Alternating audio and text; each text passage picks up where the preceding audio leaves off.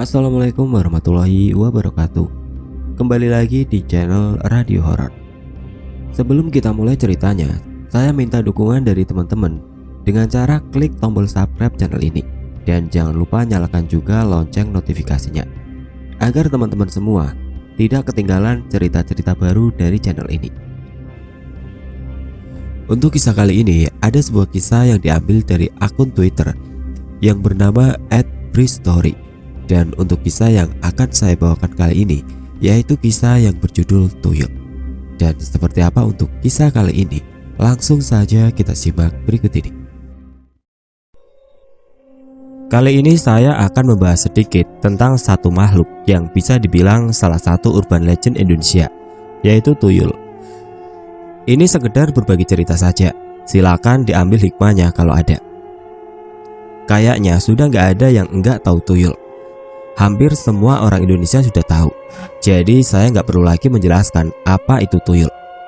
Intinya, tuyul adalah makhluk gaib yang bentuknya anak kecil, gundul, kerjaannya mencari uang, dan sering sekali memiliki tuan. Banyak mitos mengenai tuyul. Saya nggak tahu pasti itu beneran mitos atau malah fakta. Satu yang pasti, pendapat kebanyakan orang akan bilang kalau tuyul ada tuannya. Sang tuan inilah yang memelihara si tuyul. Si tuan ini juga yang memerintahkan dan menyuruh tuyul untuk mencuri uang. Tujuannya apa? Ya, untuk memperkaya diri. Ciri-ciri orang yang memelihara tuyul bagaimana sih? Saya enggak tahu pastinya. Tapi ada beberapa orang yang bilang salah satu ciri pemelihara tuyul adalah kalau sedang berjalan, kedua tangan selalu berpegangan di belakang badan. Jadi posisinya seperti sedang menggendong anak kecil. Itu karena orang itu sedang menggendong tuyul, katanya begitu. Ada yang bilang juga, pemelihara tuyul rumahnya selalu memiliki pintu belakang. Dan pintu belakang itu selalu ada keset, alas kaki yang terbuat dari sabut kelapa. Katanya, tuyul kalau pulang dari menjalankan tugas akan selalu masuk dari pintu belakang dan membersihkan kakinya menggunakan keset sabut kelapa. Dan masih banyak lagi kata-katanya yang lain. Begitulah. Nah, kali ini saya akan berbagi cerita tentang pengalaman saya sendiri tentang tuyul. Dari kecil, saya sudah beberapa kali melihat tuyul, atau yang menurut saya itu adalah tuyul. Satu persatu kejadiannya akan saya ceritakan. Saya akan memulai dengan cerita pengalaman milik teman masa kecil dulu. Jadi 5 tahun yang lalu itu, saya ada acara reuni kecil-kecilan dengan teman SD. Kenapa kecil-kecilan? Ya karena pesertanya cuma 7 orang, tapi tetap rame. Layaknya reuni, kita akan kembali lagi ke masa lalu.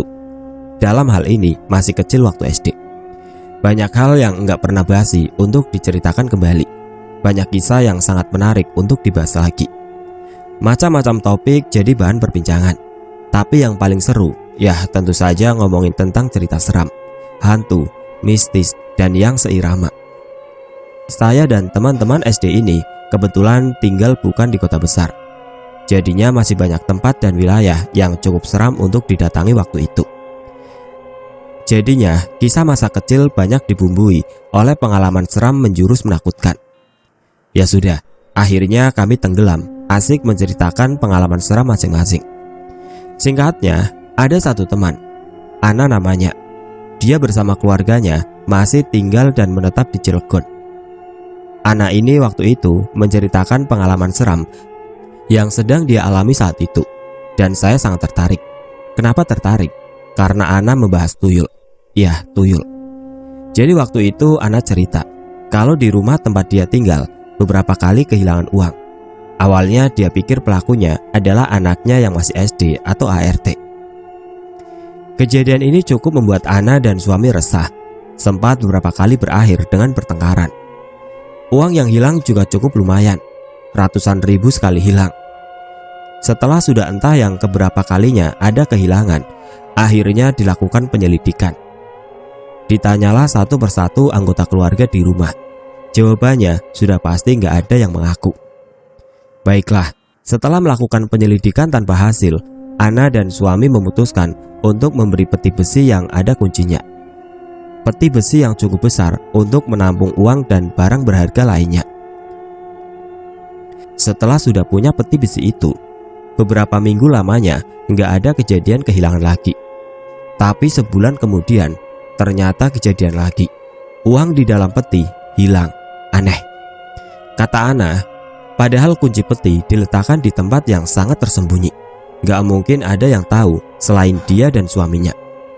Yang anehnya lagi, peti besi masih dalam keadaan terkunci ketika Ana sadar kalau isinya sudah berkurang. Petinya nggak rusak sama sekali. Isi dalam peti itu nggak semuanya hilang. Masih ada sisa sekitar ratusan ribu dan perhiasan. Nggak habis seluruhnya. Mereka pun bingung. Masa peti besi dalam keadaan terkunci, tapi masih bisa hilang juga di dalamnya? Bagaimana caranya? Penasaran, akhirnya mereka memutuskan untuk memasang kamera pemantau. Kamera itu diarahkan ke pintu lemari besar, tempat di mana peti besi berada di dalamnya. Setelah kamera terpasang dan difungsikan, video hasil pantauannya rutin dilihat oleh Ana, nyaris setiap hari. Sama kejadiannya dengan ketika mereka baru beli peti besi sebelumnya. Enggak terjadi kehilangan uang dan benda berharga di dalam peti selama kira-kira sebulan setelah kamera terpasang. Aman. Tapi tiba-tiba sebulan kemudian terjadi lagi. Ada sejumlah uang yang hilang. Kali ini jumlahnya banyak, sampai jutaan rupiah. Gemas, akhirnya Ana dan suami memeriksa video tangkapan kamera. Akhirnya ketahuan deh malingnya siapa.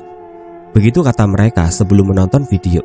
Sangat yakin kalau pencurinya akan tertangkap kamera. Tapi ternyata enggak seperti itu. Kamera sama sekali enggak menangkap gambar apa-apa. Pencurinya enggak kelihatan. Enggak terlihat ada orang yang membuka lemari lalu membuka peti besi untuk mencuri isinya. Enggak ada.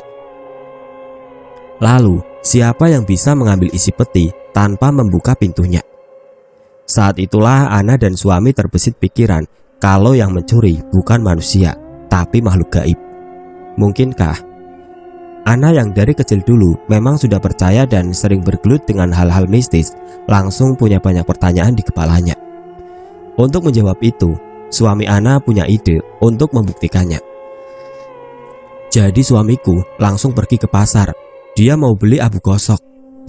Begitu kata Ana ketika dia menceritakan kejadiannya kepada kami. Abu gosok? Buat apa, Nak? Tanyaku penasaran. Buat yang belum tahu, abu gosok yang Ana maksudkan adalah benda yang bentuknya seperti pasir, terbuat dari hasil pembakaran. Kalau orang-orang di pedesaan dulu menggunakan abu gosok untuk mencuci piring atau perabotan rumah lain, lebih seringnya buat cuci piring. Abu gosok itu nantinya kita taburkan di sekeliling peti besi dan sekitar lemari, ditabur tipis. Begitu kata Ana. Terus kenapa harus abu gosok? Kata suamiku, abu gosok nggak bisa mendeteksi oleh si makhluk pencuri. Yang waktu itu kami belum tahu makhluk jenis apa si pencuri ini. Begitu penjelasan Ana. Ya sudah, akhirnya Ana dan suami menaburkan abu gosok di sekitar peti besi dan lemari, ditabur tipis. Setelah itu mereka hanya bisa menunggu. 1 hari, 2 hari, 1 minggu, 2 minggu, nggak ada kejadian apa-apa. Uang di dalam peti masih utuh. Tapi hampir 2 bulan kemudian, akhirnya kejadian lagi. Uang di dalam peti hilang sebagian. Pada kejadian kali ini, kamera pemantau tetap nggak menangkap apa-apa. Nggak ada objek yang tertangkap kamera sedang mencuri. Tapi enggak demikian dengan abu gosok. Abu yang ditabur pada sekitar peti dan lemari. Abu gosok itu menangkap jejak pelaku pencurian. Di atas taburan tipis abu gosok, Ana dan suami melihat ada jejak berbentuk kaki-kaki kecil yang sepertinya datang lalu kemudian pergi. Jejak kaki ini seukuran kaki bayi manusia yang baru lahir. Segitu ukurannya. Ana dan suami jadi bisa menarik kesimpulan siapa pencuri uang mereka selama ini. Sepertinya tuyul. Masih tentang tuyul. Di kampung tempat tinggal saya, waktu kecil dulu, juga pernah ada peristiwa yang cukup heboh. Kejadiannya, ada beberapa warga yang kehilangan uang dan benda berharga di rumahnya. Sontak seluruh warga langsung giat melakukan siskampling, jaga malam. Tapi walaupun sudah ada siskampling dan kewaspadaan yang tinggi, tetap saja masih ada berita kehilangan. Yang paling banyak diberitakan adalah kehilangan uang. Benar, namanya juga di kampung. Maka beredarlah cerita-cerita yang bilang kalau pelaku pencurian itu adalah tuyul, si makhluk legendaris. Setelah beredar tentang cerita tuyul itu, selanjutnya kampung saya ini jadi lebih mencekam, apalagi kalau malam hari. Banyak dari warga yang enggak berani keluar malam, lebih merasa aman di rumah saja, menjaga uang dan harta lain miliknya. Nah, entah kebetulan atau enggak, ketika sedang santer-santernya cerita tuyul ini, saya dan bapak waktu itu mengalami kejadian ganjil dan cukup menyeramkan. Begini ceritanya. Jadi, pada suatu malam, kami pulang ke rumah setelah berkunjung dari rumah saudara. Saya dan bapak berboncengan menggunakan motor. Waktu itu kalau nggak salah, saya masih SD kelas 4. Jadi masih bisa duduk di depan kalau naik motor bareng bapak. Seperti yang saya bilang tadi, waktu itu lagi santer-santernya cerita tentang tuyul gentayangan. Jadinya suasana kampung sudah sepi banget ketika kami sampai di jalan masuk. Ya karena sudah hampir tengah malam juga, sekitar jam 11. Waktu itu bapak sengaja lewat jalan belakang yang masih sangat sepi, melewati jalan tanah kecil, menembus perkebunan pohon kelapa, dan lewat satu perkuburan juga. Pokoknya seramlah suasananya. Saya yang tadinya sudah mengantuk jadi kembali segar karena merasakan keseraman suasana. Ada-ada aja papa nih, kenapa juga lewat jalan belakang gini, kan serem. Saya bilang begitu ke bapak. Biar cepet Pri, kan jaraknya lebih pendek. Begitu jawab beliau. Ya sudah, saya hanya bisa pasrah sambil terus memandang ke depan. Pemandangannya nyaris gelap, karena hanya dibantu cahaya dari lampu motor bebek Suzuki 100cc. Angin malam begitu dingin, tapi tetap saja saya tegang memperhatikan jalan yang sepi banget ini. Sampai akhirnya, tiba-tiba, bapak menginjak pedal rem agak mendadak. Sampai akhirnya motor berhenti, padahal rumah kami hanya tinggal beberapa menit lagi jaraknya. Ada apa pak? Tanyaku. Bapak diam aja, tapi berusaha pelan. Shh, begitu. Saya yang penasaran, kenapa tiba-tiba motor berhenti. Mendengar suara bapak seperti itu, langsung memperhatikan sekitar, menajamkan penglihatan. Jangan takut ya Bri. Begitu bapak bilang lagi. Saya diam, gak berani bilang apa-apa. Dan beberapa detik kemudian, akhirnya saya mendapat jawaban kenapa bapak sampai berhenti mendadak. 2 atau 3 meter di depan kami, di bawah cahaya lampu motor yang enggak terlalu terang, saya melihat ada 2 sosok kecil sedang berdiri di tengah jalan. Sosok ini tingginya hanya sekitar 30 atau 40 cm. Bentuknya seperti anak kecil, tanpa pakaian sama sekali. Warna tubuhnya gelap, tapi bukan seperti gelap bayangan atau siluet. Hitam gelap seperti arang kering. Saya cuma diam memperhatikan 2 sosok seram itu. Mereka terus berdiri diam, seperti sedang memperhatikan kami juga. Seram, ya saya ketakutan. Saat itu saya mendengar juga bapak sedang membaca doa. Ayat-ayat suci keluar dari mulutnya. Entah sudah berapa menit lamanya, akhirnya 2 sosok itu bergerak pergi dari tempatnya. Berlari kecil masuk ke dalam gelap, lalu menghilang. Itu makhluk apa? Tuyulkah? Sepertinya begitu.